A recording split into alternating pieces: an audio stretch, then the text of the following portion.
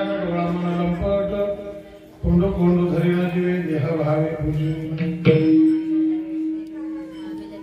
होईल कळसाले श्राग जयंत वे कोंड कोंड धरीना जीवे देह भावे पूजी तुका म्हणे गोजिरिया विठोबा पाय पडू द्या कोंड कोंड धरीना देह भागे पूजन महायोग पीठे तटे भीमरथ्या परपुंडलिकाय धातु महेंद्रे समावित तीर्थमानंद कंदो परब्रह्मलिंगम भजे पांडुरंगाकारू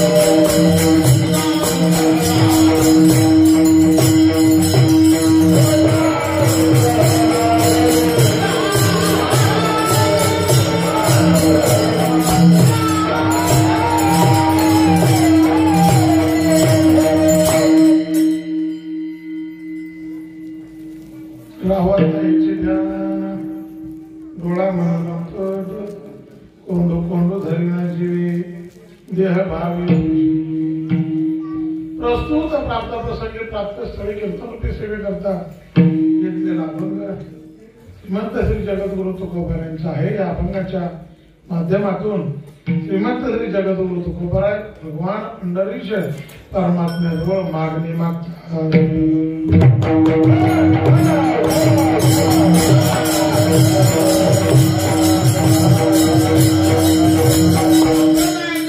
प्रमाणे आज आपला हा जागराचा दिवस असून जे आपण 4-5 दिवसाच्या कालावधीमध्ये तन मन धनाची सेवा केलेली आहे. कारण एक लक्षात घ्या, परमार्थिक क्षेत्रामध्ये सेवेला फार मोठं महत्व आहे. प्रपंचामध्ये सुद्धा सेवेला फार मोठं महत्व आहे. आणि खरं सांगू, अलीकडच्या काळामध्ये सेवा करण्याचा सगळ्यात मोठा कंटाळा आपल्याला येतो. आपल्याला दुसरा कशाचा कंटाळा नाही. एखादी सेवा काहीतरी मोबदल्याच्या व काही त्याच्या बदल्यात आपल्याला मिळणार असेल तरच लोक सेवा करतात. अन्यथा निस्वार्थपणाने सेवा करणारी मंडळी जगाच्या काठीवर फार कमी आहे. पण लक्षात घ्या, सेवेला फार मोठं महत्व आहे. गुरुवर्य महाराज सांगायचे बघा, एखाद्या गुरुवर आपली श्रद्धा असेल, अभू महाराज, पण कदाचित आता हे थोडस अपवाद मी बोलतो, राग मानू नका, पण अलीकडच्या काळातून बोलू का, तर ज्या गुरुवर आपली श्रद्धा आहे तो गुरु नालायक जरी असला तर त्याच्यावर ठेवलेली श्रद्धा जर आपली मनापासून चांगली असेल तर त्या श्रद्धेचं फळ मिळाल्याशिवाय राहत नाही. हे सेवेचं महत्व आहे. म्हणून तुम्ही अगदी सगळे स्वयंपाक मंडपामध्ये झाडून काढणाऱ्यांपासून कीर्तनाला येऊन खाऊन घरी जाणाऱ्यांपर्यंत या सगळे सेवेचे अधिकारी. खाना तरी सेवा नाही, काही मला सांगायचं म्हणून आहे का नाही. परत सप्त्यात काय करायचं, खायचं कीर्तनाला थांबायचंच नाही. सेवाच ही पण खायचं टचून झोपाय घरी जायचं असं करून नाही चालायचं. पण ही सुद्धा सेवाच आहे महाराज. म्हणून ही सेवा आज नाही आपण करत. अनादी अखंड ही हरिनाम सप्ताह गतवर्षीप्रमाणे ही सेवा आपली चालू आहे. प्रातस्मरणी वैकुंठवासी आपल्या सर्वांचं श्रद्धास्थान गुरुवर्य ज्यांनी या जावळी विभागात असेल किंवा तुमच्या या कोयना विभागात असेल, ज्यांनी परमार्थाचं बीज रोवण्याचं काम केलं आणि त्या बीजाची फळं आज सगळीकडे आपल्याला पाहायला मिळत आहे. ते म्हणजे आपल्या गावाचं वैभव प्रातस्मरणी वैकुंठवासी गुरुवर्य हरिभाऊ गुरुजी शिंदे. नेहमी सांगत असतो अभू महाराज, कडेच्या भागातनं गुरुवर्य भिकोबा महाराज, सहकार क्षेत्रातून दत्तात्रय महाराज कळंबे आणि कोयना विभागातून हरिभाऊ गुरुजी शिंदे. ही महात्मी याच्यानंतर असे महात्मे मरून कधी होणार नाही. फार मोठे कृपा आहे महाराज त्यांची आपल्या या कोयना विभागावरती, ज्यांनी या अखंड हरिनाम सप्ताह चालू केले. आणि गुरुजींना आमच्यापेक्षा तुम्ही फार जवळून पाहिलेली पाहणारी किंवा पाहिलेली मंडळी आहात. अगदी निस्वार्थपणाने काम करणारा एक सुंदर भक्त आहे. कधी त्यांना कुठल्या गोष्टीचा अभिमान नाही, कधी काय नाही. मी थोडासा वेळ आहे नाही मला माहित नाही, पण एक किस्सा सांगू जाते तुम्हाला. एक वर्षी आदरणीय बाळकृष्ण महाराज कीर्तनाला आले नव्हते आणि त्या टायमिंगला गुरुजी कार्यक्रमाला इथे यायचं. इथं गुरुजी येत होते आणि गुरुजीचा माझा परिचय होता, पण इतका अगदी फारसा क्लोज परिचय नव्हता. आणि तुम्ही मंडळींनी सांगितलं नायक महाराज आले तर तुम्ही कीर्तन करा म्हणजे अतुल महाराज. आम्ही आपला भेटा इथून मंदिरात हात बांधला आणि गुरुजी मला वाटतं शेवटच्या कालावधीमध्ये काही वर्ष तरी गुरुजी फेटा हे वापरतच होते. कधी टोपी पण फेटा हा कंपल्सरी त्यांचा राहत होता. आणि ते काठी टेकत आपलं फेटा घालून आले. ते आत आले की मला असं वाटलं की हे कीर्तन काढेल आणि गुरुजींचं कीर्तन यांनी ठेवलेलं. मग मी काय केलं, फेटा बांधू का नको हा मला पहिला संभ्रम निर्माण झाला. शेवटी मी चालूमध्ये गुरुजींना भेटलो आणि मग गुरुजींनी ज्यावेळेस मला आज्ञा दिली की नाही म्हणले महाराज मी बसणार आहे खाली, तुम्ही स्वतः कीर्तन करा, मी थांबणार आहे. हा त्यांचा सर्वात मोठा मोठेपणा आणि हेच परमार्थाचं खरं फल आहे. लक्षात ठेवा, विद्या विनयन शोभते. आपल्यामध्ये जर नम्रता नावाचा गुण नसेल तर विद्येला का काढी लावायची मला सांगा. आणि मुरलेला परमार्थ पाहायचा असेल हे 3 महात्मे या तालुक्याचे फार मोठी बीज आहे. मुरलेला परमार्थ आणि तिन्हींचा स्वभाव एकसारखा आहे. गुरुजींचा तसा भिकोबा बाबांचाही तसंच होता. तो कलबे महाराजांचं सहकार क्षेत्र असल्यामुळे जरा कडक होता. म्हणजे परमार्थ होता पण कडक, कारण त्यांना ते दोन्ही साधायचं होतं. दोन्ही साधणं एवढं सोपं नाही. पण आपल्या भागाला लांबलेलं हे वैभव आणि या गुरुजींच्या कृपाशीर्वादातून आणि प्रेरणेतून खऱ्या अर्थानं चालू असणारा तोरणेवाडी गावचा सप्ताह आणि त्यांचं गोड असं मार्गदर्शन आपल्याला लाभतं. ते म्हणजे आपल्या गावचं वैभव, आपल्या पहिला विभाग वारकरी महामंडळाचे अध्यक्ष, जगद्गुरु तुकोबाराय चॅरिटेबल ट्रस्ट जावळी विभागचे अध्यक्ष आदरणीय श्री हरिभक्तपरायण बाळकृष्णजी महाराज शिंदे यांच्या गोड अशा मार्गदर्शनामध्ये आणि गोड असं व्यासपीठ आदरणीय श्री हरिभक्तपरायण विठ्ठल महाराज असतील, आदरणीय श्री हरिभक्तपरायण माझे परमित्र अभंग महाराज आहेत, योगेश काय तुम्हाला जर देणार ठेवलं नाही तर जगूनच काय करायचं. श्री हरिभक्तपरायण पांडुरंग महाराज, श्री हरिभक्तपरायण माझे आदरणीय मित्र अमोल महाराज आणि आम्हाला सर्वांना ज्येष्ठ गुरुबंधू आदरणीय आत्माराम महाराज आप्पा हे या ठिकाणी स्वतः मृदंग वाजवत आहेत. आम्ही सगळे गुरुवारी भाऊंकडं शिकलेले विद्यार्थी मंडळी आहोत. आणि हा योग मला वाटतं अभंग महाराजांना कमीत कमी 7-8 वर्ष झाले असतील तुम्हाला, ते जास्त 12 बघा म्हणजे एक तर झाले अभंग महाराज माझ्या अगोदरपासून इथे त्यांचं म्हणजे त्याचं एक तर झालंय इथं. आमचे लोक तुम्हाला सुट्टी लवकर देणार नाहीत आम्हाला माहिती, कारण हे जी प्रेमाची बांधलेली नाळ जी हे तुटणं इतकंही सहजासहज काही शक्य नाही. म्हणजे तुम्ही या ठिकाणी कार्यरत असता, तुम्ही बाबा आहे, त्याचबरोबर खरंच विशेष सहभाग म्हणजे माझे सर्व तरुण मित्रमंडळ की ही तोरणेवाडीची शान एवर तोरणेवाडी खरंच आहे. ही तरुणाई कमी आता ही हळूहळू काळाच्या ओघात कमी व्हायला. लग्न बिग्न झाले ते का तुमचे? तुम्ही इकडे कमी कसं काय झाला? आणि जेव्हा लग्न नव्हती तेव्हा चांगला मंडप भरत होता. ही सर्व मंडळी खरंच आहे. आणि तुम्ही ऐका बसलेले त्या तरुण मंडळींनीच आपला तोरणेवाडीचा परमार्थ खरंच टिकवलाय. बापू लक्षात ठेवाय, नाही तर कोण टाळालाय? मला कोण राहू शकतो? बबन दादा अरे खरंच आहे. हे आम्ही मान्य करू की तुमच्या आशीर्वादाशिवाय हे होणार नाही, हे मान्य आहे बुजुर्ग लोकांच्या. पण खरी परमार्थाची दिशा ही पाहायला मिळते, म्हणजे या तरुणाईतून पाहायला मिळते. आणि ही बुजुर्ग मंडळींना आता घाबरायचं गरज नाही, कारण ही मंडळी आता चालवू शकतात आणि चांगलं चालवत आहेत. आपण 36व्या वर्षाच्या पारायणामध्ये त्यांचा सहभाग आपण अगदी प्रकर्षानं पाहिला. या तोरणेवाडीच्या पारायणाला इथून पुढे कधी मरण नाही, ही या तरुणाईची घरी म्हणजे त्यांचं योगदान आहे. आणि मी थोडासा नाराज आहे. काय नाराज आहे? मागापासून मी तो आल्यापासून ना एक दोघं तिकडे फोटो काढत होते इकडे. मला असं वाटत होतं की माझा फोटो काढते. सोमवार असं की हे 2 चौकदारांचा फोटो काढते. मी राहिलो बाजूला. मागापासून विचार करतोय आणि असं काय होतंय, कॅमेरा तर थोडं चालू आहे आणि तो विठ्ठलरावने पिऊन फोटो काढला. आणखी कोण मागणं कोणते आलो हा त्यांनी एक फोटो काढला, आणखी कोणते काढला. मी खुश झालो थोड्या वेळात.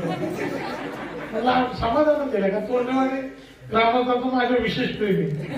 तर ते मला थोडंसं आता मला थोडंसं वाईट वाटायला लागलं. ते फोटो माझा नाही, ह्या दोघांचा काढत होते. कारण मला असं वाटतं की आजच माझ्या नशिबात येते काय. स्वतःचे कपडे घालून 5-6 जण त्याला नटवत होते. हा म्हटलं मी मेन माणूस आहे त्या माझ्याकडे बाबा महाराज चहा घेताय का, पाणी घेताय का, आंघोळ करताय, हे राहिलं म्हटलं हे ह्याला नाटवते त्याला. म्हटलं मी मेन माणूस आहे ती लोक नाही तेव्हाच नाटवले सगळा वेळ चाललाय. तरी त्यांना बघितलं बघितलं खुश झालो, आनंद वाटला मला. दादा एक आदरणीय मामा आहेत, मला आनंद वाटलाय का आज माझं भाग्य येईल का तुम्ही दोघं जबाबदारी. तर त्याने मला अगोदर सांगितलंय आमच्याबद्दल जर काय वेगळं बोलला तर या नेहमी असं सांगावं लागतं. चौकदार असल्यावर बसलेल्या लोकांबद्दल भीती नाही. नेहमी असं सांगावं लागतं की चौकदार आहे त्यामुळे महाराजांचे रक्षक आहेत. आता बसलेल्या मंडळींना घाबरायची गरज नाही. इथं सोमवार झाले चौदारांनीच भ्या वाटायला लोक राहिली बाजूला, चौदारांनाच घाबरायची वेळ मला आले. तर असो अगदी दादा आणि मामा मनापासून धन्यवाद देतो. तर पुढच्या वर्षापासून ही दोरा आता तुम्ही दोघांनी सांभाळा जरा, आणि एक दिवसाचं नवरदेव होऊ नका. 5 दिवस आता चौकार बदलू नका.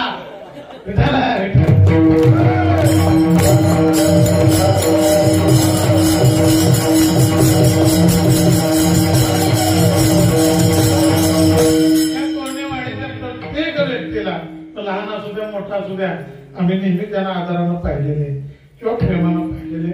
असं मी दोन्ही चौकारांना मनापासून धन्यवाद देतो. त्यांचं दर्शन घेतो. एक ज्ञानाचा फरक म्हणू आपण, वयाला ते आमच्यापेक्षा फार मोठी आहे का. कारण परमार्थिक क्षेत्रामध्ये वयाला किंमत नसते, त्याच्या ज्ञानाला असते. या अनुषंगाने ठीक आहे, पण प्रापंचिक क्षेत्रामध्ये ज्ञानापेक्षा वयाला किंमत जास्त असते. ही दोन्ही माझ्यापेक्षा वयाने मोठे आहेत. त्यांना मी अगदी मनापासून त्यांना धन्यवाद देतो. त्यांचं दर्शन घेतो. आणि यथामध्ये येत अवकाश संकल्पित वेळामध्ये अभंगाचा भावार्थ पाहू विठाल. तुम्हाला सर्वांना विनंती, आपला वेळ भरपूर झालेला आहे, तर मी अगदी वेळेतच तुम्हाला सांगून जास्त वेळ मी तुमचाही घेणार नाही. आणि खरे आपण तोरणेवाडीचा कार्यक्रम येईल म्हणून आपण नेहमी वाट बघत बसतो. कधी येईल कधी येईल कधी येईल. आज तुम्ही माझी वाट बघितली, फरकच काय एवढा. ह्याच्या अगोदर मी कधी तुम्हाला वाट बघायला लावली नाही. जागराला मी हमखास दीप उत्सवाला येतोच, पण प्रत्येक वेळ शक्य नाही होते. पण असो, सर्वांना धन्यवाद देतो. अभंग जगद्गुरु तुकोबारांचे मागणी मागणार आहे. फक्त मला एक सर्वांना जाता जाता सांगावंसं वाटेल, भजन करायचा कंटाळा करू नका. हे विठ्ठल विठ्ठल विठ्ठल विठ्ठल कोणासाठी असतंय मॅडम? कोणासाठी असतंय? अरे मध्ये भजन जे होतं ते कोणासाठी असतंय? जाऊ का असंच निघून बसलेल्या मंडळींसाठी येते. अरे आम्ही एक मंडळीने गोड गावलं, माझ्या मित्राने गोड टाळ वाजवावा, मी तुम्हाला गोड सांगावं, आदरणीय अप्पाने गोड मृदंग वाजवावा, विनयकारी बाबांनी विणा वाजवावा. हे आमचं आम्हाला का उक्त दिलंय का तुम्ही? हे सगळं यातली महत्वाची जबाबदारी तुमची. ज्या वेळेस विठ्ठल विठ्ठल होतं ना, त्यावेळेस भजन करायचा कंटाळा तुम्ही करायचा नाही. तुम्ही आमचा जोडीदार म्हणतो मला, म्हणतो ते विठ्ठल विठ्ठल महाराज लोक का म्हणतात? म्हणजे त्याचं कारण हे, महाराज लोकांना म्हणतो पुढचं आठवत नाही. आता आम्हाला आठवत नसतं मरायला एकदा असं मला सांगितलं. ह्याच्यासाठी नाही आम्ही, अरे आम्ही काही एवढी का आम्हाला आठवत नाही. अरे भजन तुम्ही करायचे, तुम्ही कशाला आलाय? मग इथं भजन करायचं काम तुमचं आहे. पण ज्या ज्यावेळेस विठ्ठल विठ्ठल होईल ना, त्यावेळेस जोरात भजन करायचं. मला पण कसं म्हणतो तुम्ही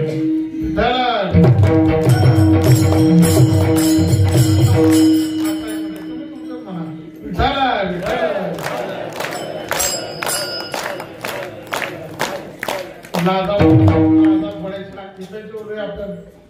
अरे खाल्ल्यासारखं तरी म्हणा, हा विठाला विठाला.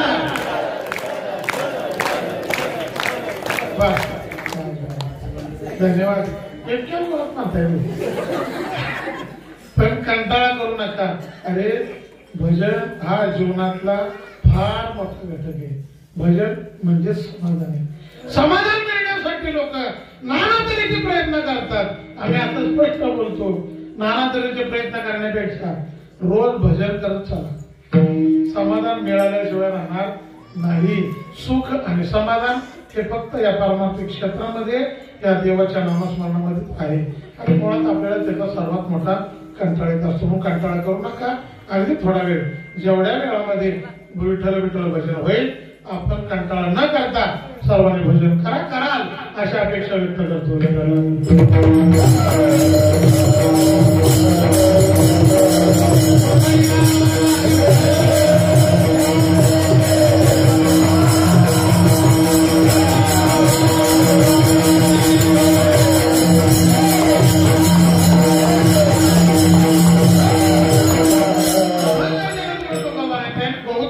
आपल्या सर्वांच्या परिचित आहे असं मी गृहीत धरतो. आता आमचं महाराज मंडळीच्या परिचयाचा आहे, त्याबद्दल दुमतच नाही. पारमार्थिक क्षेत्रात पहिल्यांदा माणूस आळंदीला शिकायला गेला ना महाराज, तर त्याला हा अभंग पाठ होतोच, कारण हा पहिल्या मंगला चरणातला हा अभंग आहे आणि सर्वांच्या परिचित आहे असं मी समजतो. जरा बोलता का थोडस, कोणाकोणाच्या पाठ आहे हा अभंग?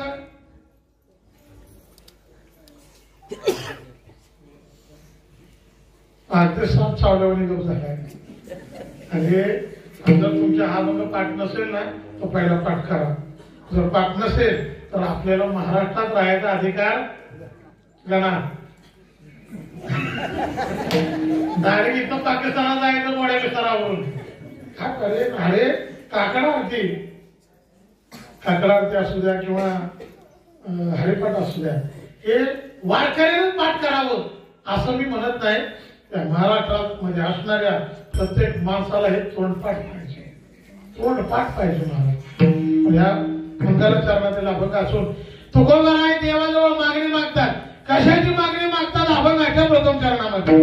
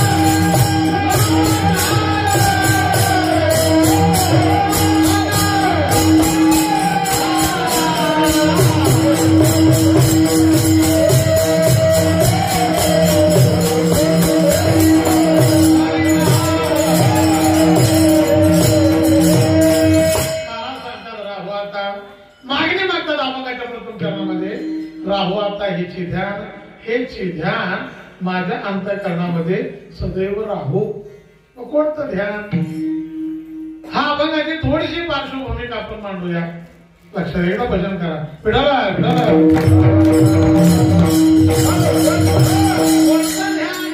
एक गोड अभंग आहे आपल्या सर्वांच्या परिचय. सुंदर ते ध्यान उभे विटीवरी कर कटावरी ठेवून ते ध्यान. अरे देवाला पाहिल्यानंतर आपली वृत्ती त्याच्याशी अंतर्मुख होते, हे ध्यान. त्याला पाहिल्यानंतर डोळे मिटले, कारण पूजा म्हणलं ना की पूजेमध्ये शारीरिक देह भावानं करतो ही पूजा. तेवढंच प्राधान्य दिले जाते, तेवढंच प्राधान्य मानस पूजेला दिलं जातं. यथा देहे तथा देवे ही सुद्धा देवाची पूजा आहे. आपण जेवढं आपल्या शरीराचे चोचले पुरवतो, आपण जेवढं शरीराला करतो, एवढं शरीरासाठी करतो, तेवढं देवासाठी करणार, ही सुद्धा देवाची पूजा आहे. हे सुद्धा देवाची काय? आपण आपल्यासाठी करतो तेवढं देवासाठी करणे. अरे भरपूर केल्यासारखे महाराज. आणि मानस पूजेमध्ये ध्यानाला फार महत्व दिलं जातं. आता ध्यान करत असताना डोळे झाकले जातात. मानस पूजेचं एक महत्वाचं सांगतो, डोळे झाकतो त्या पांडुरंग परमात्म्याला आपल्या अंतःकरणामध्ये त्याचं प्रतिबिंब निर्माण करून त्याच्याशी आपलं ऐक्य साधनं त्याला ध्यान म्हणतात.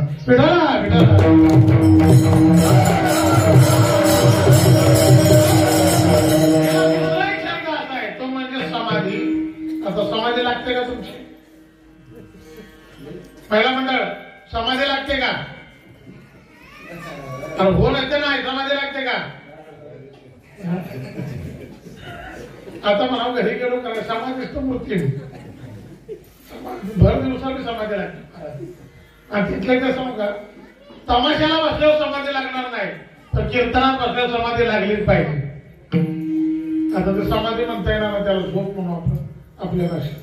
तर समाधीमध्ये एखादा व्यक्ती गेला ना तर त्याला मी कोण आहे, स्वतः कोण आहे याचंही त्याला स्मरण राहत नाही. अगदी मेलेलीच अवस्था असते ना. त्याला कुठलं सुख दुःख होत नाही, त्याला कुठल्या भावना जागृत होत नाही, त्याला कुठला आघात प्रघात त्याच्यावर त्याला जाणवत नाही. ही समाधी अवस्था म्हणजे ध्यान लावायचंय ना, तर ते ध्यान म्हणजे आपल्या अलीकडच्या भाषेत बोलतो ध्यास. काय म्हणतात त्याला? बोला काय म्हणतात? ध्यास. मग तो ध्यास म्हणजे काय? तर त्या विषयाशिवाय आपल्याला करमतच नाही. वा तो विषय जर नसेल तर स्वतःचा जीव सुद्धा त्या विषयासाठी आपण त्याग करतो. आता ही तरुणाई मंडळी फार चांगली बऱ्याच ठिकाणी पाहायला मिळते. एखाद्या मुला मुलीच्या प्रेमात जर गुंतले तर ते दोघं जण जीव द्यायला सुद्धा तयार होतात की नाही, होतात की नाही. तिला कधीतरी म्हणतात तू जर नाही आली तर मी जीव देईन, त्याला म्हणते ती म्हणते तू जर आला नाही किंवा तुम्ही आला नाही तर मी माझा जीव देईन. पण ती एवढा जीव कसा काय सोपा झालाय ना काय माहिती नाही. कुशात गेला आणि बरं झाला तर अलीकडे रॉकेलच मिळत नाही. एक सरकारनं बंद केले म्हणून कृपा आहे. हायब्रिड सुद्धा आता कमी प्रमाणात आले, म्हणजे खाल्लं तरी तुम्ही असं नाही. अरे लक्षात घ्या, ध्यास लागला ना. बस चला, माणसं वेळी कधी होतात, लाजू नकोस, वेळी कधी होतात म्हणून मागून बघ बघितलंय माझ्याकडे म्हणाला कधी वेळी होतात माणसं. मी सकाळी हा प्रश्न विचारला, एक जणांना उत्तर दिलं अभंग महाराज केसकरवाडीत. मला लय अभ्यास केले म्हणून लय अभ्यास केले माणसं वेळी होते. तर मग माणसं म्हणते बरं झालं अभ्यास करायची काय गरज. पण एक बरोबर तुम्हाला अभ्यास जास्त केल्यावर माणसं वेळी होत नाहीत, पण त्या अभ्यासाचं वारंवार जर चिंतन करत गेला तर त्याच्या मनावर त्याचा परिणाम घातक होतो. त्यावेळी त्याला वेळ लागतो. लक्षात घ्या, त्याचा अर्थ काय, त्याला त्याचा ध्यास लागतो. अरे देवाची भक्ती करत असताना, देव आपल्याशी एकरूप करत असताना त्याला ध्यासच लागावा लागतो. फरक एवढाच आहे, कोणत्याही मार्गाने लागला तरी चालतो, कसाही लावा पण लागला पाहिजे. एक दृष्टांत सांगतो, भजन करा. काय इकडे बघा, विठाला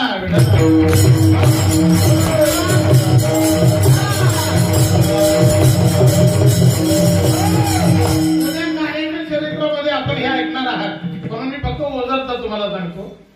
भगवान परमात्म्यानं ज्यावेळेस आकाशवाणी झाली, कंसाला कळालं की तुला मारणारा तुझ्या बहिणीचा 8वा मुलगा आहे वगैरे वगैरे. त्यानं कारागृहामध्ये त्यांना डांबलं. डांबल्यानंतर पहिले 6 मुलं मारली.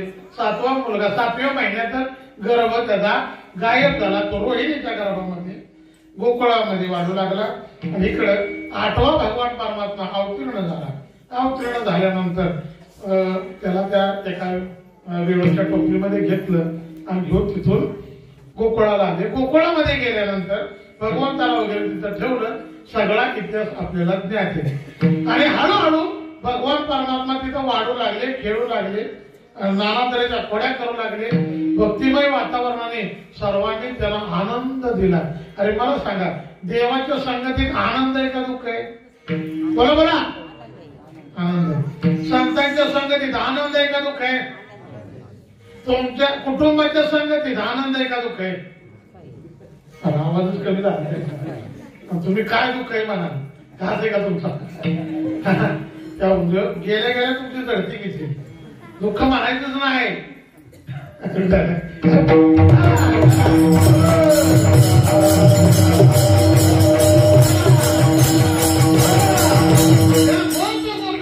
भगवान परमात्म्याच्या सानिध्यामध्ये भरपूर आनंद लुटला महाराज, खूप आनंद लुटला. आणि आता भगवान परमात्म्याला मथुरेला बोलावा आला की आता मथुरेला त्याला जाणं गरजेचं आहे. लक्ष द्या, विठाला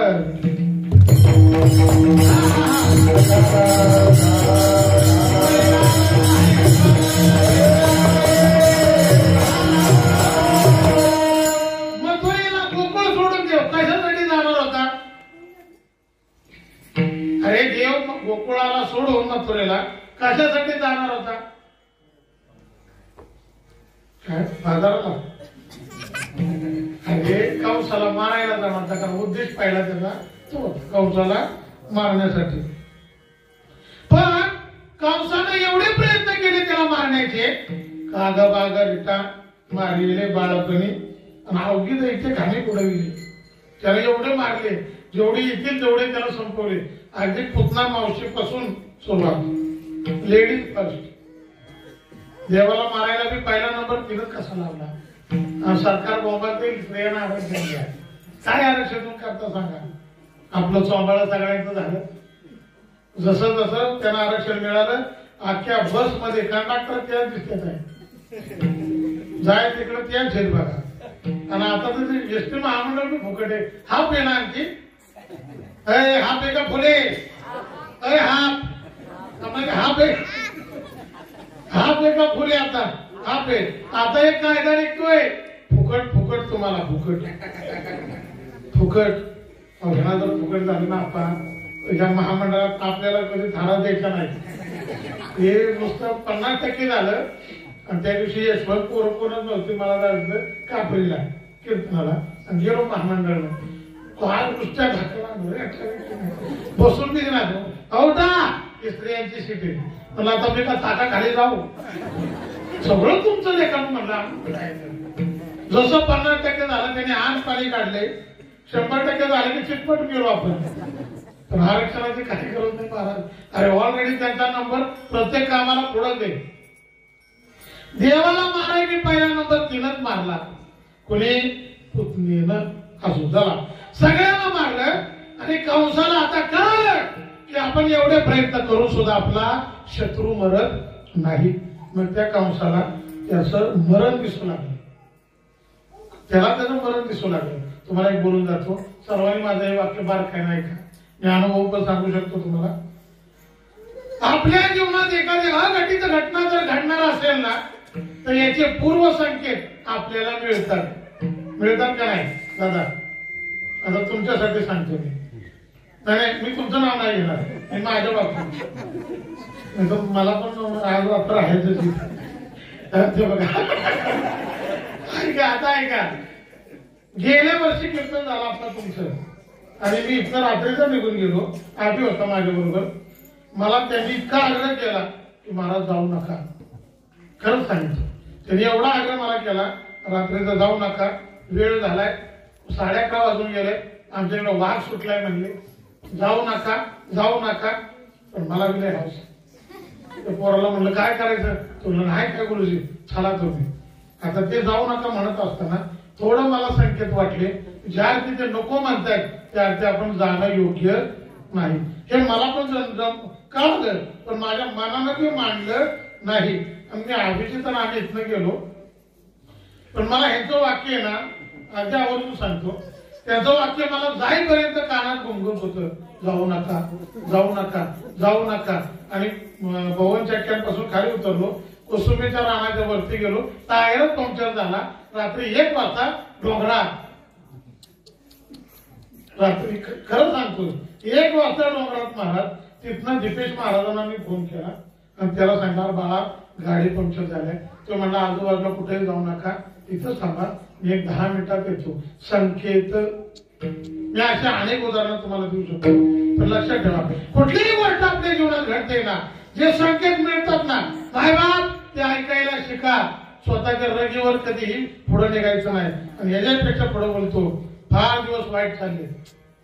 फार दिवस वाईट चालले. आपल्या जीवाला प्रत्येकानं जपा.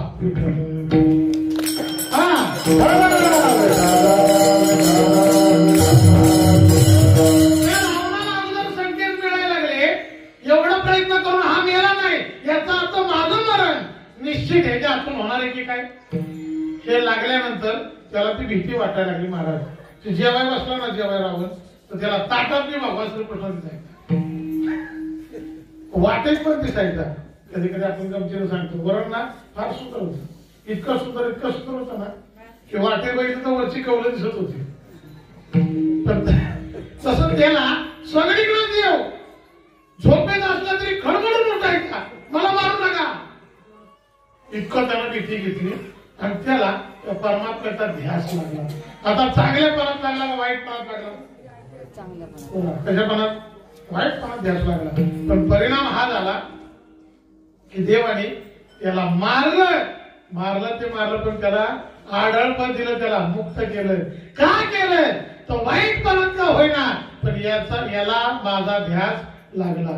हे लागणं ध्यास ह्या फार महत्वाचा आहे. विठाला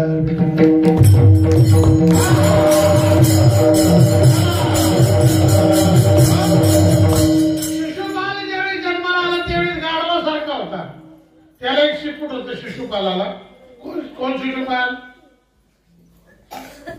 माझा मामा. अरे शिशुपाल इतिहास आपण शिशुपालाला ज्यावेळी जन्माला आला त्यावेळी तो 4 पाय होते, 2 हात आणि 2 पाय त्याला, म्हणजे असं आता हे 4 नाही त्याला 8 होती, गाढवासारखं तसे पुढालं होतं त्याला. आता म्हटलं हे जे एक्स्ट्रा अवयवांचं करायचं काय, त्याच्या आई वडिलांनी ठरवलं ह्याला आपल्या नदीला सोडा, हे कुठं सांभाळतं म्हणलं ही बॅग. मग त्याला 2 हात एक्स्ट्रा आणि पाय 2 एक्स्ट्रा असे 4 होते. परिणाम हा झाला की त्याला ज्यावेळेस सांगितलं तिला, त्याच्या आईला, की हा तुम्ही ज्याच्या मांडीवर कोणाच्या पण द्या, तर ज्याच्या मांडीवर त्याला दिला आणि जर त्याचे 2 एक्स्ट्रा अवयव गळून पडले की समजायचं त्याच्या हातून त्याला मरण आहे. मग ते काय करायचे त्याची आई, कोणी आले की त्याच्या मांडीच्या शिशुपालाला द्यायची. आता नंतर कालांतरानं आत्याच्या मुलाला बघायला ही गेली, कोणाला, कृष्णाला. हे नात्यातलीच होती मंडळी. हे आत्याचाच मुलगा शिशुपाल, मामाचा पोरगा, आणि हे मामाचा पोरगा आत्याच्या पोराला बघायला म्हणून गेले. आणि गेलेले असताना आता सगळे प्रश्न मोठे झाले ते चांगले. मग तिथे गेले तर शिशुपाल हा लहानच होता. भेटा गेले तर त्या शिशुपालाला पहिला बलरामाच्या मांडीवर दिला, त्याला काहीच झालं नाही. त्याच्यानंतर त्याला भगवान श्रीकृष्णाच्या मांडीवर दिला, त्याचे 2 एक्स्ट्रा अवयव गळून पडले, ते शेपूट बी गळून पडलं. की त्या शिशुपालाच्या आईनं भगवान श्रीकृष्णाचे पाय धरले. म्हणजे कृष्णा माझी विनंती म्हणजे काय, माझ्या पोराला तेवढं मारायचं नाही. म्हणजे मी कशाला मारतोय, तुम्हाला कोणी सांगितलं की मी मारणार आहे त्याला? नाही, आकाशवाणीनं सांगितलंय की मी जेव्हा याला नदीला सोडायला गेले, आकाशवाणी सांगितलं मारून ते पातळ घेण्यापेक्षा हा ज्याच्या मांडीवर ठेवशील एक्स्ट्रा अवयव पडले की तो याला मारणार आहे हे लक्षात ठेव. मग आता मला सांगा, म्हणजे ह्याचा अर्थ माझ्या पोराचं मरण कुणाच्या असते? तुझ्या. तर माझ्या पोराला अभय दे, मारायचं नाही. भगवान श्रीकृष्ण म्हणतात या पृथ्वीतलावर आलेल्या प्रत्येक माणसाला मरावंच लागते. ह्याला सोडून दे, अगं मी बी जाणार आहे, ह्याला मागे ठेवून काय करायचं? तर त्याला काय तरी सवलत. मग देव म्हणतात त्याचे 100 अपराध मी माफ करेन. किती? 100. पण 100 अपराध त्याचे एकदा झाले तर त्याला जगात कोण वाचवू शकणार नाही. विठाला विठाला.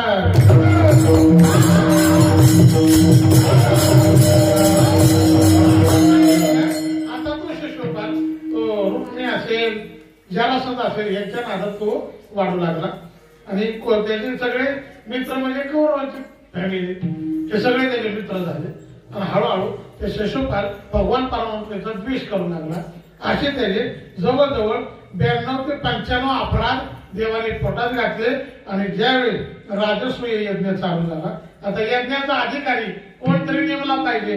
मग आग्रह पूजेचा मान भगवान श्रीकृष्णाला दिला. सगळे म्हणले अरे भगवान श्रीकृष्णासारखा या जगात पवित्र कोणच नाही, पण त्याच पूजा करा आणि होम हवनाला सुरुवात करा. मग त्या देवाचं पूजा करायला सुरुवात करणार तेवढ्या त्या शिशुपालाचं मती फिरली, तो जागा झाला. आणि त्या सभा मंडपातून देव पूजेच्या ठिकाणी जाईपर्यंत त्याला तो शिव्या देऊ लागला. शिव्या त्याच्या अरे हा भवड आहे, हा एवढ्या गोपिकांबरोबर रासलीला खेळतो, नाना तरी. अहो एवढंच नाही, हा कोणाचा आहे याचाच म्हटलं आणखी पत्ता नाही. कोण म्हणतं यशोदेचा आहे, कोण म्हणतंय देवकीचा आहे. तर तुम्हाला सांगा खरं त्याचा पत्ता कोणाला माहित नाही, कारण तो कोणाचा आहे म्हणण्यापेक्षा त्याच्यापासूनच सगळी तयार झालेली आहे. म्हणजे हा कोणाचा हे माहित नाही त्याला. तरी तो भगवान श्रीकृष्ण म्हणायचे 91, 92, 93 शिशुपालावर, स्वतःलावर 94. शिशुपाला मी तुला मारीन, तू तुझी तोंड जीभ आवर. तरी त्याचा सपाटा चालूच. आता काय मरण जवळ आलं होतं त्यालाही कळालं नाही. आणि तो ते सारखा शिवाय गेला. 100 अपराध झाले की सुदर्शन चक्र बाहेर काढलं. बघा नीट ऐका. आणि त्याचं मुंडकं उडवलं, त्याला मारलं. पण त्या शिशुपालाला सुद्धा त्यांनी मुक्त केला देवानी. का मुक्त केला? तर भांडणाच्या निमित्तानं, रागाच्या निमित्तानं. कारण माणसं चांगल्या गोष्टी चांगल्या गोष्टी लवकर विसरतात, पण वाईट गोष्टी लवकर विसरत नाही. तुम्हाला पाटील म्हणलं ना तर तुम्ही हे कधी विसरा, पण तुम्हाला म्हणलं ना तो गाडा तर तुम्ही जिंदगी पण विसरणार नाही. खरं का कुठे तुम्ही डोक्यातच ठेवणार महाराज मला गाडा म्हणून, आणि हे तुम्हाला मारताना विचारलं तर तुमच्या देण्यात राहणार. हे आपलं दुर्दैव आहे की चांगलं आपण मनात कधी ठेवत नाही, वाईट तेवढं मनात ना कधीही जात नाही. तसं त्या शिशुपाल देवाचा द्वेष करत होता, मरेपर्यंत देवाला नावं ठेवली, 100 अपराध झाले, देवाला त्याला मारलं, पण मारूनही मुक्त केलं. का तर त्याला विरोधातून का होईना पण माझा ध्यास त्याला लागला होता.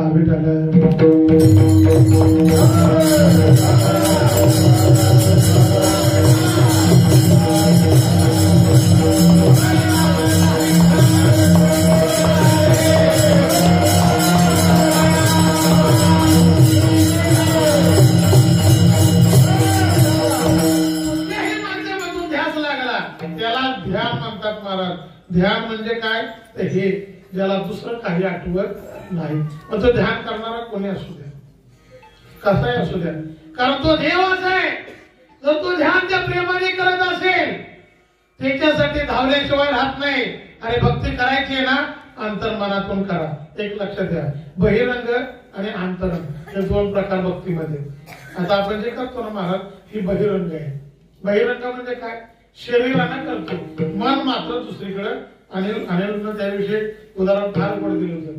पूजेला बसलो आपण तरी सुद्धा पूजेत आपलं मन लागत नाही वगैरे वगैरे वगैरे, आणि आपलं ना मन सारखं बाहेर भटकत असतं. ही बहिरंग पूजा झाली. पण अंतरंग पूजा ही मनापासून केली जाते. आणि देवाला बहिरंग पूजा आवडत नाही.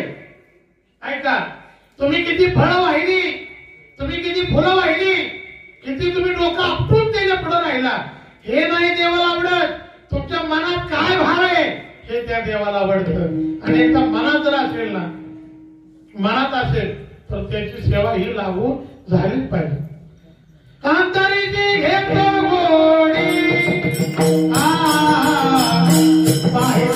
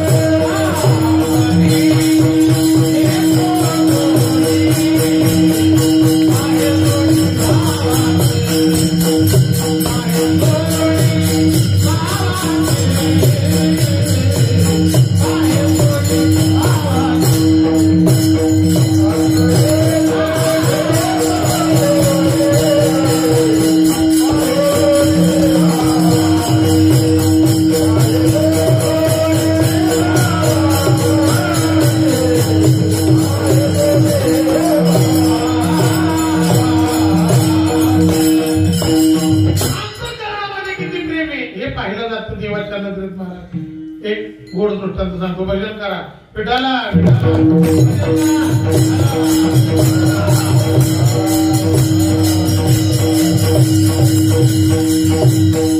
एक राजा होता महाराज. तो राजा रोज भगवान भोलेनाथाच्या मंदिरामध्ये सेवेसाठी जायचा, पूजा कर षोडशोपचार पद्धतीनं तो पूजा करीत होता महाराज. रोज पूजा करायचा तो. आणि कोणीतरी भिल्लाचा मुलगा होता, तो राजा गेल्यानंतर त्या भगवंता भोलेनाथाच्या पिंडीजवळ यायचा आणि त्याची पूजा तो उधळून लावायचा आणि तो स्वतः पूजा करायचा. आता राजाचा अधिकार मोठा.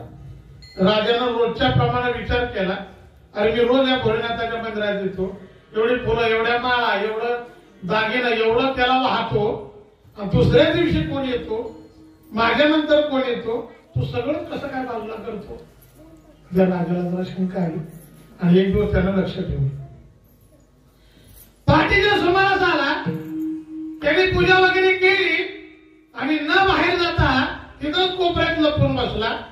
आणि भिल्लाचा मुलगा होता महाराज एवढाच, लवय किती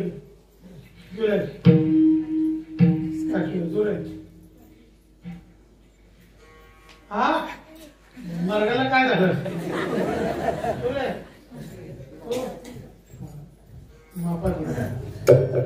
मे महिना झाला की ह्याला पहिली बरा गाडी मेळा विठाला विठाला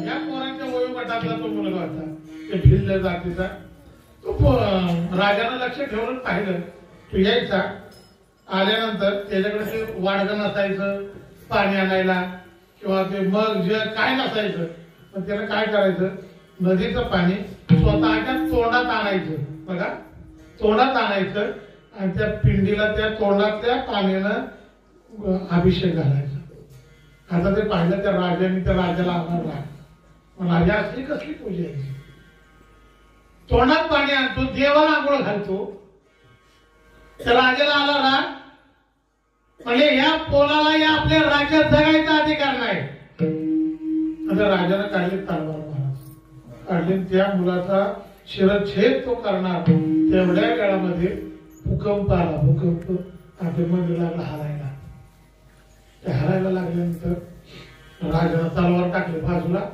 गेला बाहेर पळत राजा बाहेर पळत गेला पण त्या मुलाने त्या पिंडीला मिठी मारली आजूबाजूची दगड पडली मंदिर उद्ध्वस्त झालं पण जेवढा तो पिंडीचा आकार आहे तेवढ्या आकारात कुठलाही दगड खाली आला नाही राजा बाहेर पळत आला अख्खं मंदिर उद्ध्वस्त झालं मंदिरातला एक एक दगड त्या राजाला बाजूला काढायला लावला त्याला वाईट वाटलं की त्या भिल्लाचा पोरगा आता मेलच आता काही राहत नाही सगळे दगडे बाजूला काढल्यानंतर एक मोठी शिळा अशी या दगडावर त्या दगडा आधारावर पडली होती शिळा बाजूला काढली तो मुलगा तसाच्या तसा जिवंत होता मिठी मारली होती त्याने त्या पिंडीला राजाने विचारले सगळे बाहेर पळाले तू का बाहेर आला नाही मेला असताच ना त्याला गोड उत्तर दिलं मला माझं मरण काय माहित मला कुठे आहे पण मी जर बाहेर आलो असतो तर ती दगड माझ्या प्रभूच्या अंगावर पडली असते आणि त्यांना इजा झाली असती आणि ती माझ्यावर पडली तरी मला चालते अंतरीची घेतो फक्त अंतःकरणातून प्रेम पाहिजे महाराज हे जे ध्यान आहे ध्यान म्हणजे काय तर हे त्या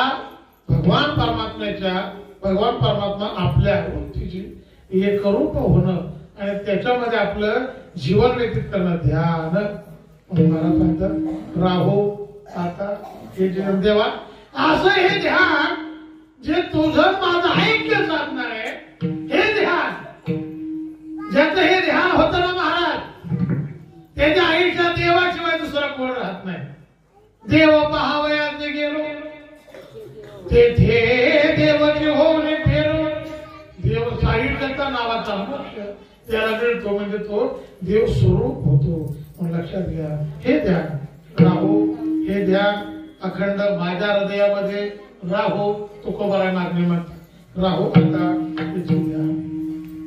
राहो आता आणि एवढंच नाही हे ध्यान माझ्या अंतःकरणामध्ये सदैव राहो कशासाठी आणि त्या ठिकाणी माझे डोळे माझे मन त्या ठिकाणी लंपटो म्हणजे आसक्त हो म्हणजे आता माझ्या डोळ्यांना देवाशिवाय काहीही अप्पा धुंदी बाबांना कोणी बघितलं का धुंदी बाबा ऐकून तर येतं ना तुमचं नाही बाबा ठीक आहे धुंदी बाबा रामदाऱ्याचे कदाचित तुमच्या लक्षात येत नाही आता गुरुजी वगैरे त्यांच्या काळातली मंडळी असतील कोणतं ते सांगू शकतात ते धुंदी बाबा आपण तुम्हाला असेल म्हणा आपल्या बेलावड्याला यायचं बघा विकोबा बाबांच्या काळात बेलावड्याला यायचे ते बाबा संन्यासी महात्मा होते बारकाय नाही का रिद्धी सिद्धी त्या माणसाला प्राप्त होती त्यांनी आपल्या मंडळीच्या डोळ्यामध्ये असा एक प्रयोग केला होता की तिला आपल्या स्वतःच्या मालकाच्या व्यतिरिक्त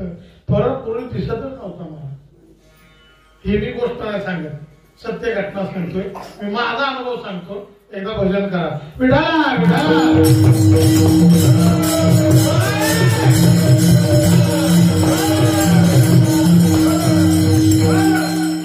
माझा जवळचा एक अनुभव तुम्हाला सांगतो लहान आम्ही विकोबा बाबांवर आळंदीला गेलो.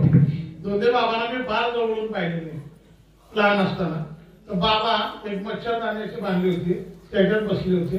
पाऊस पडला होता, आषाढ महिना होता, आषाढीची वारी, पावसात सगळे वारकरी भिजले होते. तेव्हा आपले दिंडी अभंग महाराज त्या वडगाव रोडला दोन्ही बाबांच्या मठावर उतरले आणि त्या ठिकाणी गेल्यानंतर सगळे गारटले होते. बाबा सहज एका सेवकाला म्हणले, जा रे सगळ्यांना चहा ठेव. काय म्हणले? सगळ्यांना वारकऱ्यांना चहा ठेव. कमीत कमी 100 लोक तरी हमखास असतील. चहा ठेव म्हणल्यानंतर तो म्हणला, बाबा एवढी साखर आपल्याकडे नाही, एवढं दूध आपल्याकडे नाही, हे आणावं लागेल. बाहेर धुतो पाऊस पडतोय, तर किती लोकांचा चहा होऊ शकतो? त्यात 10 ते 15 लोकांचा. ठीक आहे म्हणले, हात बनवून आणला आणि त्याने त्या थर्मास मध्ये ओतला. ओतल्यानंतर एक 2 ते 5 मिनिटाचा वेळ त्यांनी स्वतः मागून घेतला. माझ्या डोळ्यासमोरची काही गोष्ट आहे आणि रिद्धी सिद्धीमध्ये ताकद त्यांनी सगळ्यांना कप दिले. तर एवढ्या थर्मास मधला कप 100 लोकांना पुरला होता. आमच्या डोळ्यासमोरची गोष्ट, ही डोळ्यासमोर घडलेली घटना. 100 लोक पिली त्या थर्मास मधला चहा, तर तरी संपला नाही. ही ताकद असते, ही ताकद आहे.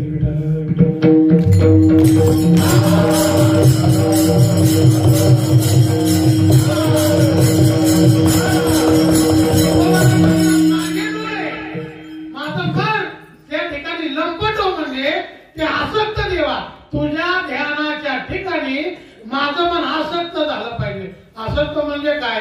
तर आता या मनावर माझाही ताबा राहिला नाही.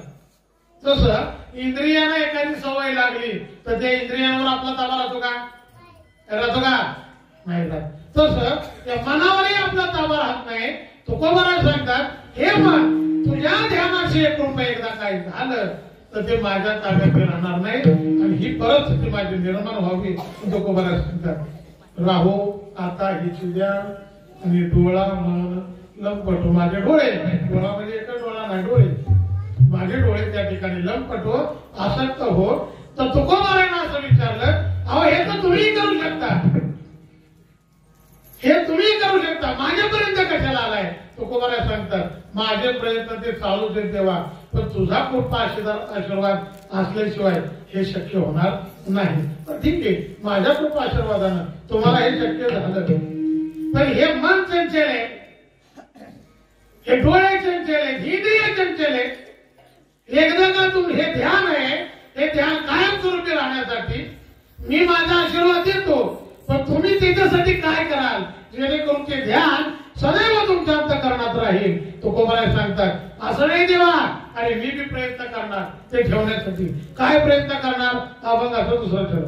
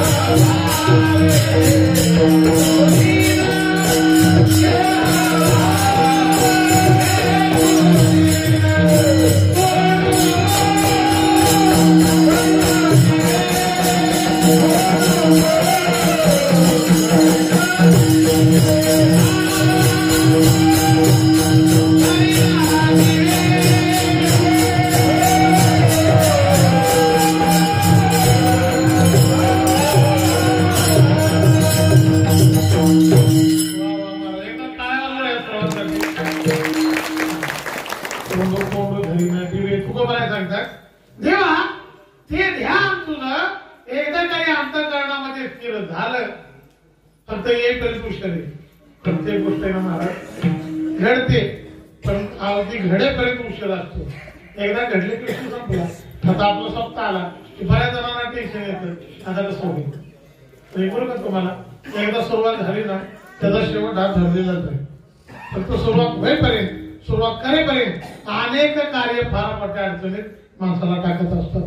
तसं एकदा का ते ध्यान आहे सुंदर असणारं ध्यान आहे ते माझ्या अंतःकरणात एकदा स्थिर झालं. देवा काळजी करू नका त्याला अंतःकरणामध्ये ठेवण्यासाठी मी सुद्धा प्रयत्न करेन. काय प्रयत्न करणार कारण तुम्हाला सांगतो ऐका. का तुकोबरायचं म्हणतात कारण हे मन एवढं चंचल आहे कुठलीही गोष्ट मनात फार काळ टिकून राहत नाही. ऐका जीवाचं काम करून ऐका. अरे माणूस एवढा विसरभोळ झालाय त्याचं मन एवढं विसरभोळ झालंय की कार्य सुद्धा आपण माणसाचा माणूस जास्त काळ ठेवत नाही. लता दीदी आपल्या भारताच्या गायन कोकिळा आपण महाराज दुर्दैव आपलं भारताची गायन कोकिळा ज्यावेळी या जगाला सोडून गेली त्यांचे गाणे आज बी लोक आवडीने ऐकतात. जुनी मला सांगा नवीन गाणे किती आले किती गेले एक ऐकणारी शौकीन मंडळी असाल तर पण जुन्या गाण्यांना आज ही लोक आवर्जून ऐकतात. त्याचं कारण सांगतो तुम्हाला त्याच्या पाठीमाग लता दिदींचे फार मोठी साधन आहे. आयुष्य त्या बाईने घालवलं महाराज. बाबा महाराज सातारकर आपल्या जिल्ह्याचं वैभव अहो असा आवाज असं गाणं पुन्हा होणे नाही. लक्षात घ्या. पण दुर्दैव सांगतो तुम्हाला लता दिदी गेल्या 2 दिवस व्हॉट्सअपवर त्यांचे मेसेज पडत होते. किती दिवस बोला 2 दिवस. तिसऱ्या दिवशी व्हॉट्सअपला लता दिदी दिसल्या नाही. हे दुर्दैव आहे. अनाथाची माय सिंधुताई सपकाळ काय मोठी वैभव आहेत महाराज. किती अनाथ मुलाला त्या रस्त्यावल्या अहो अक्षरशः रेल्वे स्टेशनवर भीक मागणाऱ्या पोरांना तिनं आपल्या मायेच्या पदराखाली घेतलं. तिला वाढवलं. तिची मुलं आज परदेशात मोठ्या मोठ्या हुद्द्यावर ऑफिसर आहेत. किती मोठं ट्रस्ट आहे ती. अहो याचं भाग्य आहे की आपल्या देशाच्या तिरंगी झेंड्यामध्ये लपेटून यांना अग्नी दिलाय. हे भाग्य आहे. काय देशाला स्वाभिमान पाहिजे. सिंधुताई बाई म्हणतात सिंधुताई सपकाळ गेल्या. किती दिवस लोकांनी ध्यानात ठेवलं सांगा बोला. किती दिवस व्हॉट्सअपला मेसेज पडत होते. किती दिवस फेसबुक रंगलं होतं. 2 दिवसाच्या वर नाही. साता समुद्र या साताऱ्याचं नाव ज्यांनी पोचवलं बाबा महाराज सातारकर. ही आता परमार्थाची फार मोठी पोकळी कोणी भरून काढू शकणार नाही. त्यांची परंपरा चालवायला त्यांची मंडळी आहेत नाही असं नाही. पण मी गोड आपली बापू नेहमी म्हणतात ज्याची त्याला पदारी इतरांना सावे ज्याची त्याला पदारी इतरांना सावे संतानामध्ये आत्मा सुख संतानामध्ये आत्मा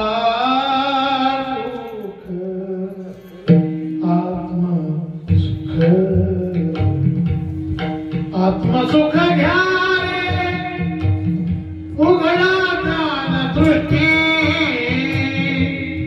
आत्मसुख घ्या रे उघडा ज्ञान दृष्टी त्याची त्याला पदवी इतरा न साधे. अरे बाबा बोलले शिंदे पुन्हा होणे नाही. जेव्हा तुम्हाला पुन्हा सांगतो प्रातः वैकुंठवासी गुरुवरे भिकोबा बाबांची परंपरा. अगं महाराज आम्ही आज चालवतो, तुम्ही महाराजांना जवळून पाहिलेले, पण आतून महाराजांना किती टापा घातल्या तरी भिकोबा महाराज होऊ शकत नाही. आता ही बाळा आमच्याकडे शिकायला आहे. तुमच्या इथे दोघं ते जण आहेत, त्याची त्यांची कला पाहिली तुम्ही, ती भरपूर शिकतील शिकावं त्यांनी. पण ते किती शिकले रे अतुल महाराज होतील का? बोला होतील का? मी असं म्हणेन की अतुल महाराजापेक्षा त्यांनी तयार व्हावं, आमच्यापेक्षा मोठं व्हावं. आमच्या इथे त्यांनी मर्यादित राहूच नाही. अगदी महाराष्ट्र पालता घालावा त्या कामासाठी. विठ्ठल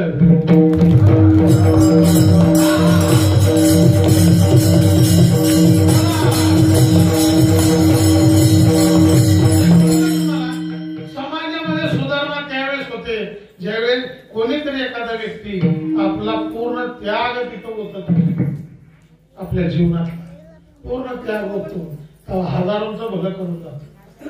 लक्षात घ्या. बाबा महाराज सातारकर आज जरी हरिपाठ ऐकला ना महाराज, त्यांची मेहनी घरी बऱ्याच लोकांनी केली, बऱ्याच मंडळींनी केली, पण त्यांच्यासारखं कोणालाही जमलं नाही. का आहे त्याला हे का जमलं? त्याचं कारणच आहे की ध्यास, बाकी काय नाही महाराज. त्या गाय विषयाविषयी आवड आणि ती 24 तास त्याचा ध्यास. हे मन फार जिंकले. आज मेलेल्या माणसाला 2 दिवस गेला, तिसरे की त्याला विसरलं जाते. अरे परमात्मा क्षेत्राची ताकद आहे. चंद्र सूर्य आहे तोपर्यंत जन्मपाराय तोपर्यंत गाता हजर अमरे, ही परमार्थाची ताकद आहे. नाही तर लक्षात ठेवतो कोण? अरे बाबूजी शिंदे का आपल्या ध्यानात जाईनात? का पण त्याला विसरू शकत नाही? हे फक्त त्यांनी मिळवलेल्या कमवलेल्या परमार्थाची ताकद. लक्षात घ्या. म्हणून मला हे सांगायचंय, हे मन फार चंचल.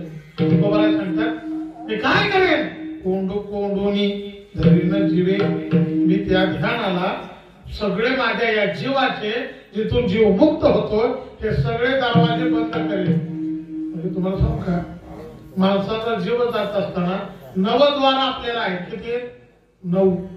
या द्वारातल्या हा प्राणवायू कुठल्याही एका मार्गाने बाहेर निघून जातो.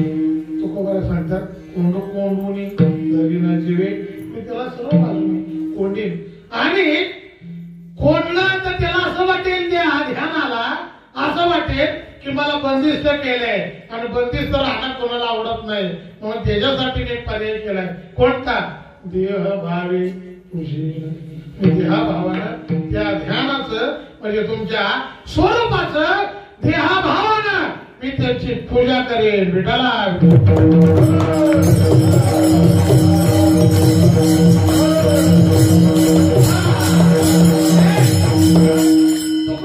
देहभाव समर्पित करतात. एक गोड उदाहरण सांगतो. काल्याच्या कीर्तनामध्ये भगवान परमात्म्याने ज्या वेळेस जन्म घेतला आणि अवताराला आल्यानंतर गोकुळात आले, महिला मंडळाच्या गोकुळात आल्यानंतर अख्ख्या गोकुळात वार्ता पसरली. कोणती? की यशोदेला मुलगा झाला. आता देवाला पाहण्यासाठी सगळ्या पूर्णवाड्यातल्या बायका गोकुळात गेल्या.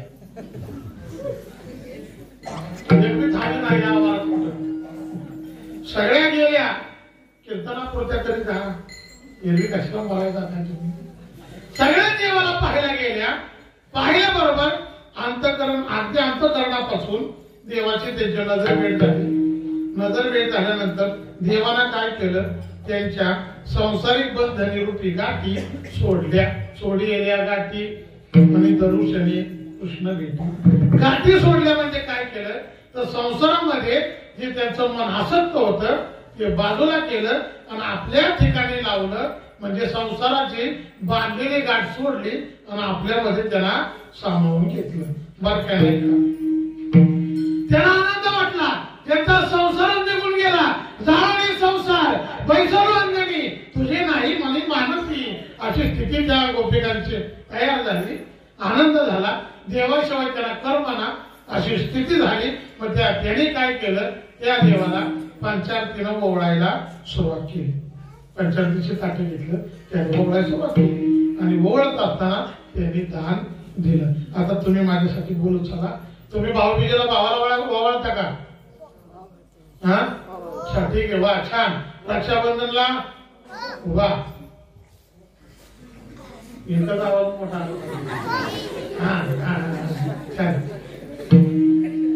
तुझं तेवढं कोण सांगलंय बरं का, ह्या बोलतच नाही काय, बोलत आपले काय अडचण नाही. आणि भावाला ज्यावेळेस आपण ओळखतो, पहिला मंडळ बोला काय काय घेतो आपण त्या ताटा? बोला बोला काय? तांदूळ, हळद, कुंकू, आणखी निरंजन किंवा आणखी मोठं मोठं दगाड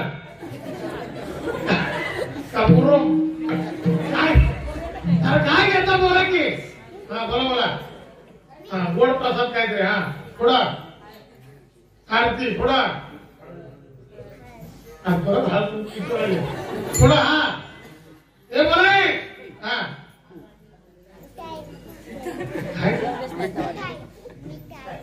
काय म्हणते? मिठाई. मिठाई. हा बरोबर बरोबर. तुझं कण्याकडे देणार असणार मिठाई.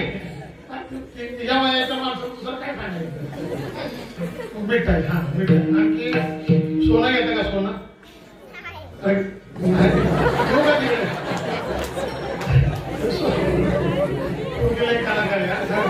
सोनं घेता का नाही? नाही काय म्हणाल तू? हा सगळ्या तुमचं म्हणायचं. ज्याला वळणार सोनं घेता की नाही? एखाद्या अंगठी काढतात आणि मग ते त्याच्या कपडाला डोळ्याला लावून देखना दिवा.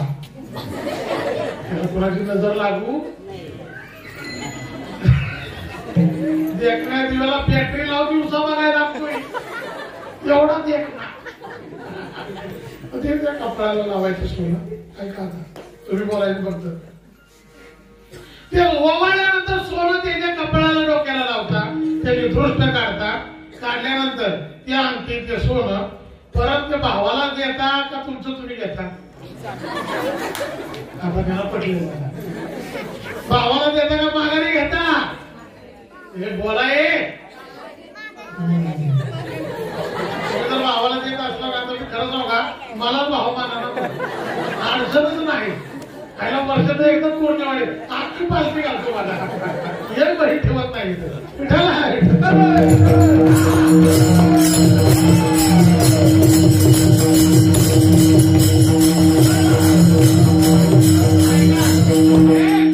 त्या गोपीकडे काय दिलं देवाला? त्याला कळालं अरे सोनं नाणं त्याला काय कमी? यशस्वी अवधार्य ज्ञान वैराग्य ऐश्वर्य सगळ्यांनी तो परिपूर्ण आहे. काय त्याला द्यायचं आपण? शेवटी त्या गोपिकाने काय दिलं ऐका. जीव भाव देती दानी करीत नारे अक्षयवाणी. आपला जीव भाव दान दिला. अरे जीवा भावाचं दान हे सर्वात मोठं दान आहे. तो खबर मी काय करेन? ते तुझी तुझ्या स्वरूपाची त्या ध्यानाची मी पूजा देह भावाने करेन. कोंड कोंडीने धरीन जीव देह भावे पूजन. आणि हे देह भावाना पूजन तू माझ्या हृदयामध्ये राहणं मी देह भावानं त्याला पूजणं हे म्हणजे माझ्या भक्ती या साधनेचा कळ झाल्यासारखे अभंगाचं तिसरं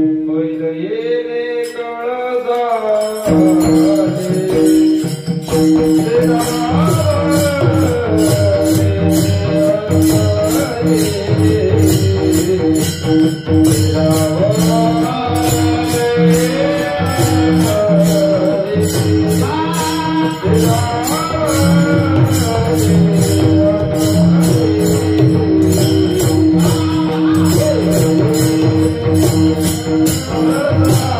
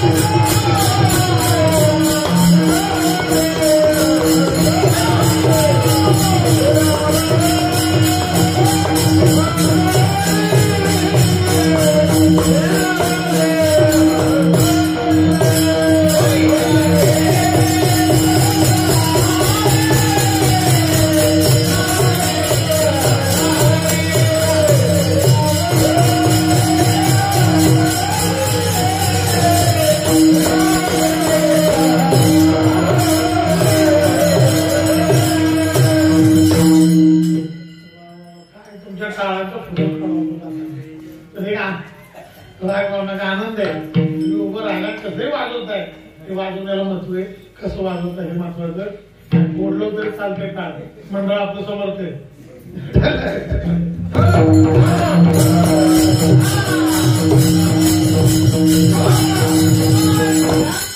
देहाभावानं मी त्याची पूजा करेन आणि ते माझ्या हृदयामध्ये स्थिरावणं, ते ध्यान म्हणजे माझ्या आध्यात्मिक साधनेचा कळस आहे. कळस. आता तुम्ही मला सांगा, मंदिर बांधल्यानंतर कळसा बांधता तुम्ही केले का? तुमच्याकडे आहे का मिस्त्री एखादा? त्यांना कळस बसवल्यावर मग लाजा चालवायला सुरुवात केली. कळस हा म्हणजे त्याची परिपूर्णता. आता एकदा मंदिर कितीही बांधा. आता आपलं ज्ञानेश्वरी मंदिर जे आळंदीमध्ये महाराज किती मोठं आहे, आता ते दिव्य भव्य मंदिर आहे. फक्त अगदी कळस बसलेला नाही म्हणून त्या मंदिराकडे कोण जात नाही. लक्षात घ्या, कुठलंही मंदिर असू द्या, काही असू द्या, एकदा का कळस भाजला की पुन्हा त्याची परिपूर्णता, त्याच्यावर पुढं काही करता येत नाही. तसं तुकोबा तुझं हे ध्यान माझ्या अंतःकरणामध्ये स्थिर होणं, राहणं, माझी वृत्ती त्याच्याशी एकरूप होणं, हे म्हणजे माझ्या भक्तीमध्ये सर्वात मोठा कळस असल्यासारखा आहे. त्याच्यापेक्षा मी आमची भक्ती काय करू तुझी? होईल येणे कळसा आले आणि मग स्थिरावल्यानंतर त्या ठिकाणी कधी स्थिरता या ठिकाणी आहे. एकदा सर्वांनी प्रेमाने भजन करायचं बरं का. हात वर करा बरं.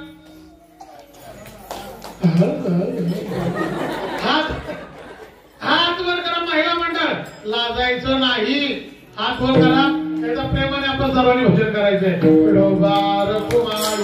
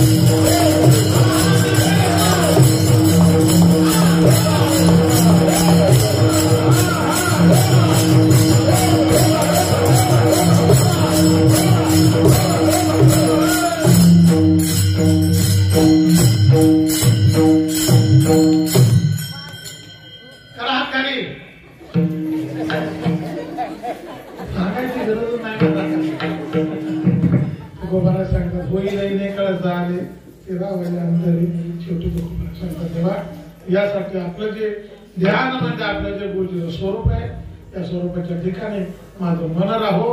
नवीन तुमच्या चरणाजवळ मला जागा मिळावी. माझं मन तुमच्या चरणाजवळ राहावं, त्या चरणाची एकरूप राहावं. एवढंच नाही तर आपले स्वरूप माझ्या ठिकाणी एकरूप राहावं.